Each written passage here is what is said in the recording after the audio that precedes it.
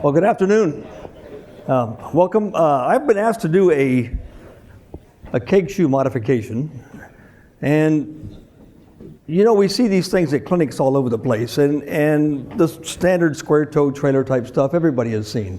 What I elected to do was to put together some keg shoe modifications for everyday shoeing that is fair as we can use, and I got my students to do the work. So these are going to be shoes that everybody can use out there in the field. These are ones my student. This is not trick stuff done by the big competition guys. This is everyday shoeing. And we broke them down in some categories. And this is kind of interactive, so feel free to holler out any kind of questions that you've got as we go through just really basic shoes. Okay, the first shoe I'm going to talk about is just a lateral medial balance. It's how to take a standard keg shoe and be able to give lateral medial support to a horse that either through injury or through a conformation defect needs a little bit more support. When we're out shoeing horses and we've got a horse with a limb conformation problem and we're trimming the foot 90 degrees at a bone column, but we come back after 8 weeks and we've got a shoe that's worn unevenly, or one side's wearing. We double check our trim, and if we've got a level trim to that bone column, we've got to start moving some steel. When I started shoeing horses, they were telling us that we needed to drop that wall in our trim. We end up loading our joints unevenly.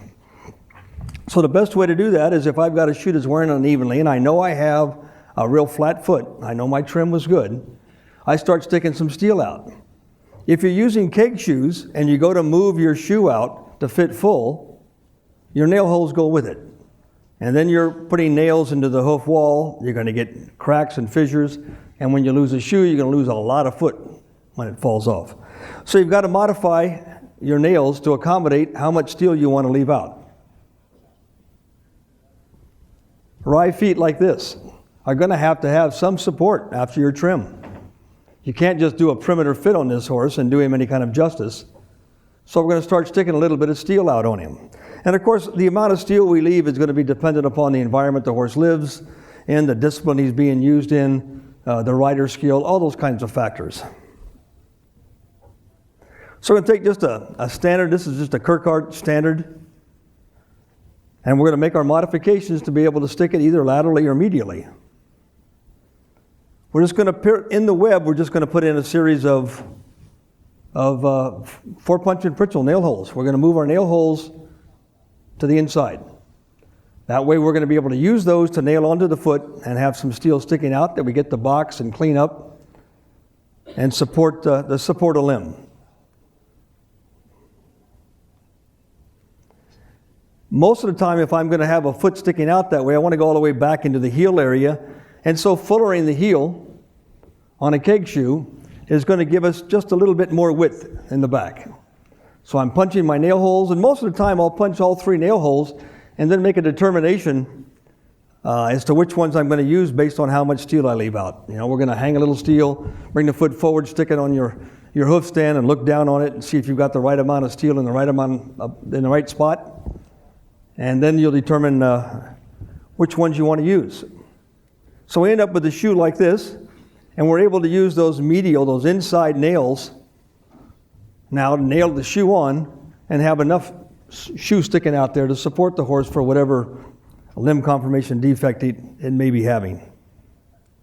You can also, well, there's one that's that we use on a horse for a medial support, was an injured foot. And like I said, these shoes are all being made by my students. These are the guys that made these shoes have only been in the school 3.5 weeks. It's very easy to do, and there's a lot of horses that need support out there that you can't perimeter fit. And if you try to fit them full with a keg shoe, like I said, your nail holes go out with your shoe, and you start destroying wall, and you lose shoes. This was a cadaver limb that the guys had to build the shoes to stick it out. And you can see that we got a little bit more support in the toe than probably we wanted on this horse, but by punching our nail holes, repunching nail holes, we're able to get that shoe sticking out and safely nail that foot. We can also do a lateral medial balance in the heel area. So if you don't have the whole foot that you need to support, you got a horse that's really pigeon-toed and he's just dropping that outside heel and you want to support that. you're able to just take and make a couple fullerene marks. Extend your fullerene on the shoe, another couple fullerene marks on that thing, and you can get a lot of support and width out there, remembering to box well, and support an outside heel. Like that. Another horse that we do a lot of rescues we shoe out. This horse had an injured heel out there, and we were able to just bring a little bit of shoe out to support it and until it healed up. That's what we ended up with.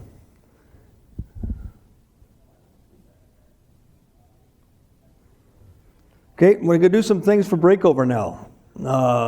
All the work they're doing, I hope you guys have been paying close attention to these guys that are doing the work on foot mapping for the center of rotation, the center of pressure. Man, it's made a huge difference in shoeing to be able to know how much toe to stick out, how much we need to have past the center of rotation. If you guys haven't done that stuff, I think they got a class on that coming up. You'll hit with Simon Curtis, and these guys will all be bringing up this center of rotation on exactly how much steel we need to have sticking out in front of that center of rotation.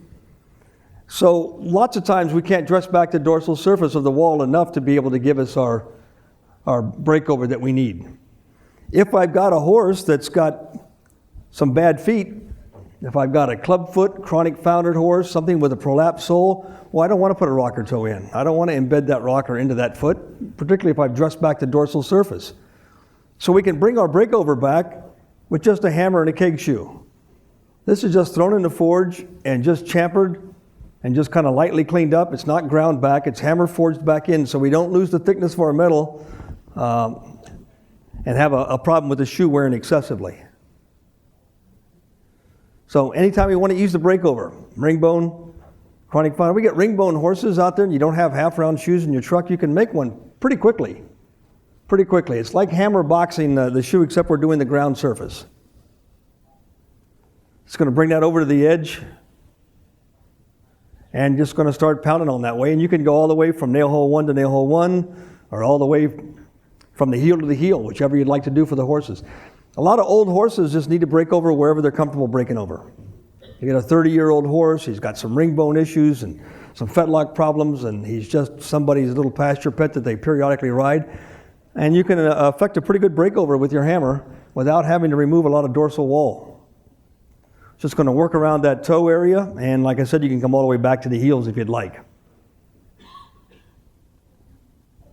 And we end up with a shoe like this. This is a really narrow foot the students were working on, but you can see that we've got an easy breakover all the way around. You can also use this for just a toe. I see a lot of guys that grind those toes back. I like to reset if I can. It's just money. That's what we do. We shoe horses for a living. So if you grind the toe completely back, I can promise you're not going to be resetting.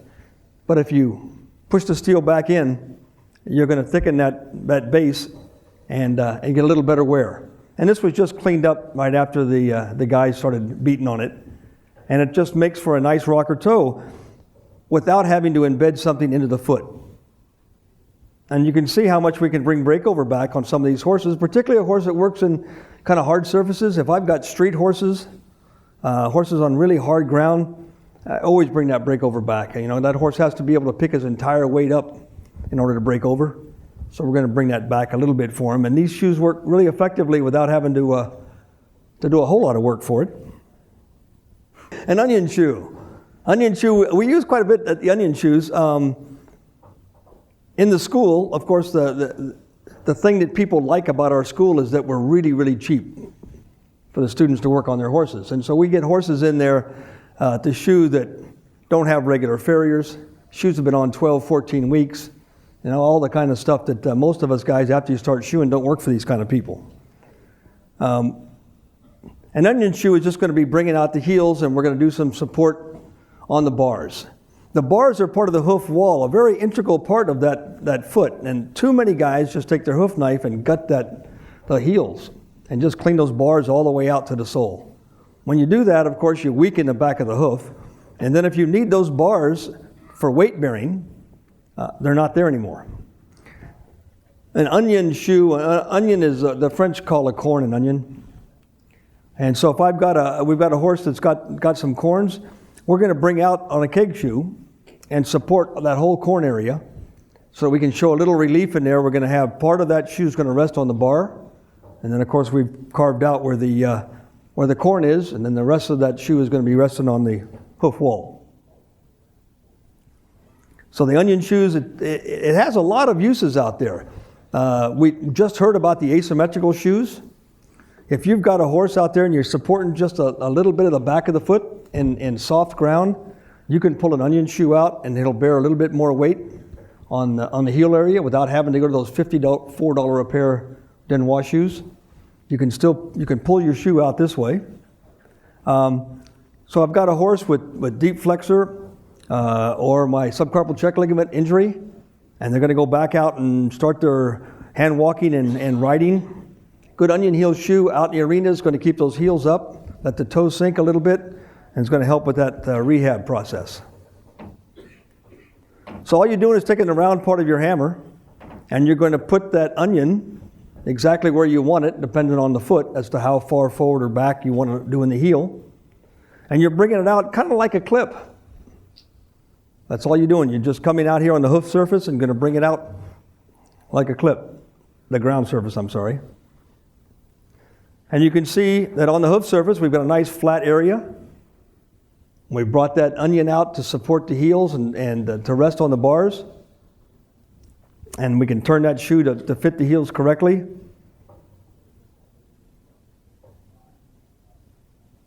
And you can make those as big as you want and as high up the foot as you want to go. Here's one we get out in a lot of times is you get out in the field, and particularly since I've got guys that are coming out of school, which means they don't have huge inventories in their truck. And they get complaints sometime about short shoeing horses. It's an automatic fail in my school if you don't cover a buttress on any kind of exam. And so if you're presented with a horse that has a half size, you're either going to cut a heel on a bigger size, or you're going to have to stretch the smaller shoe. Either way, you're going to have to cover the buttress. And so a couple different ways that you can take a keg shoe and stretch it without making it look like you beat it up too bad. One's going to be extra nail holes. Now you can see it stretches just a teeny bit. You're going to get, probably about 1/8 of an inch by putting 2 extra nail holes in the back and the heel area of a keg shoe. So you get just a little bit of length. If you need to get a little bit more length, we go to fullering. So if you just bring that fullering back toward the heels, you're going to get a little bit more length to cover your buttress. These are the 3 shoes stacked up. The top one is the keg shoe. You can see we got a little bit of heel when we put the nail holes in, and got just a little bit more stretch when we put the fullering mark down the sides. Now we're able to shoe that horse correctly without cheating him on the buttress. So there's a fullered shoe that you use. We just fuller it all the way back to the heels. Additional nails. And any keg shoe, this will work on any keg shoe. Okay, we're going to start out with a Kirkart Standard again, just a generic shoe. And we do a hind preventer. This is the last shoe. They asked me to do 5 of them.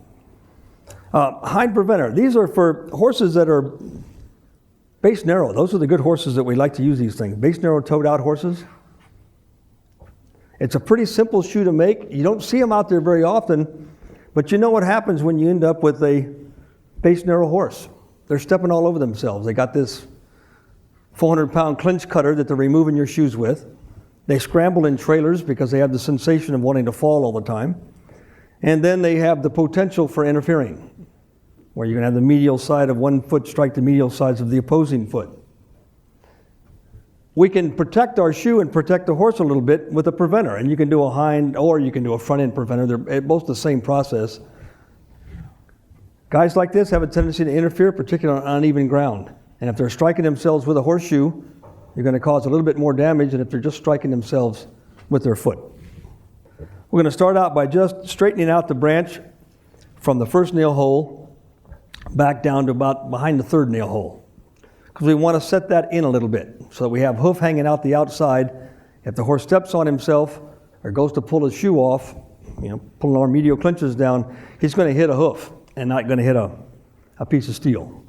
So we're closing up the crease on that when we close that in, but that's all right because we're punching some new nail holes. We don't want to put nail holes in the quarters now because the quarters are where he's stepping off our shoes, or the quarters are where he's interfering. He's hitting his fetlock or he's hitting his coronary band.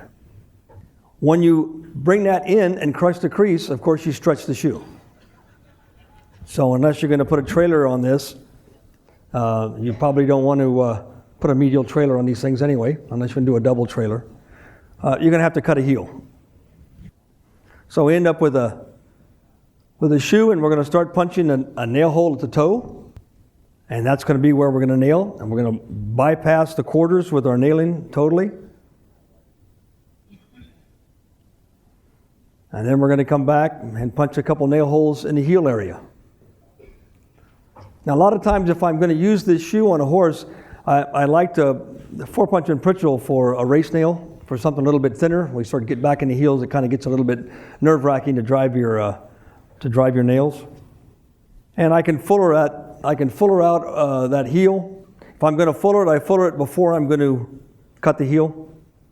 Or you can just plain stamp it in the back, either way. If you're looking for more of a traction shoe, I mean, you can fuller these things into a rim shoe. So this is what we're ending up with. We ended up with a shoe that we can nail at the toe. We can put a couple of nails in toward the heel, and we've got a little bit of hoof sticking out that we can just lightly round up. And this horse is not going to be stepping all over himself, and he's not going to be hitting himself with a piece of metal. Okay, well, those are my 5 shoes.